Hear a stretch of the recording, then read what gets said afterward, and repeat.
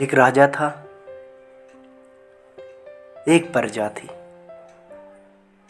एक राजा ने अपने सैनिकों को सड़क के बीच में एक बड़ी चट्टान रखने के लिए कहा। चट्टान को बीच सड़क में रखवा कर राजा ने अपने सैनिकों से छुप जाने के लिए कहा। छुपने के बाद कहा कि तुम्हें इस चट्टान पर नजर रखनी है और ये देखना है कि चट्टान को रास्ते से कौन हटाता है। लोग उस जगह पर आते रहे और जाते रहे, लेकिन किसी ने भी उस चट्टान को रास्ते से हटाने की कोशिश तक नहीं की। उस चट्टान के पास से लोग हर रोज गुजरते रहते। गुजरने वालों को राजा ने बहुत करीब से देखा और परखा, पहचाना कि शहर के बड़े व्यापारी भी शामिल थे, वहाँ से आते और जाते। कुछ लोगों ने राजा को ही कोसने लगे, जो कि राजा इस चट्टान को नहीं हटवा रहे।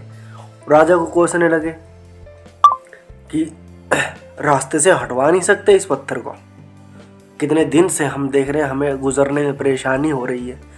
लेकिन किसी ने उस चट्टान के ऊपर अपनी मेहनत का प्रयास नहीं किया कि हमारा रास्ता ही साफ होगा।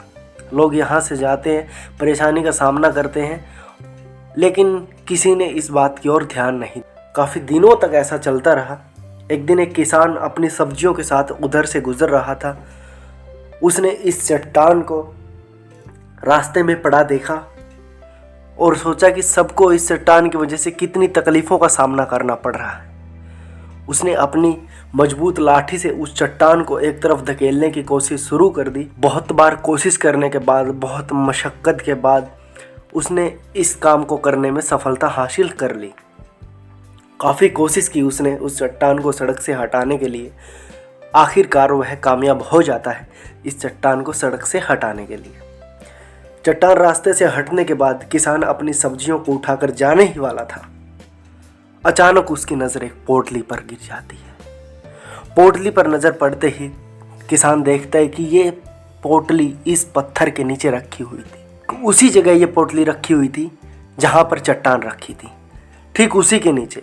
चट्टान हटाते ही उसकी नज़र पोटली पर आती है।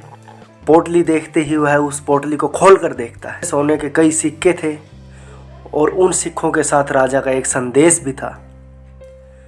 यह देखकर वो बहुत खुश हो जाता है, क्योंकि एक गरीब किसान सिक्कों की अहमियत जानता था। उस समय पर बहुत कीमती सिक्के थे वो, जो कि सोने के थे। और उस चिट्ठी में लिखा हुआ था कि ये सोने के सिक्के उस व्यक्ति के हैं जो इस चट्टान को रास्ते से हटाएगा। दोस्तों, बिल्कुल ठीक इसी तरह हम सबकी लाइफ में कई परेशानियां आती हैं। कुछ लोग उन परेशानियों से बच कर निकल जाते हैं, कुछ लोग रास्ता बदल लेते हैं, और चंद लोग ठान लेते हैं उन परेशानियों का हल निकालना। और हल निकालकर उन मुश्किलों से लड़ जाते हैं। और जो उन मुश्किलों से लड़ जाते हैं वो अपने लाइफ में बहुत कुछ कर जाते हैं।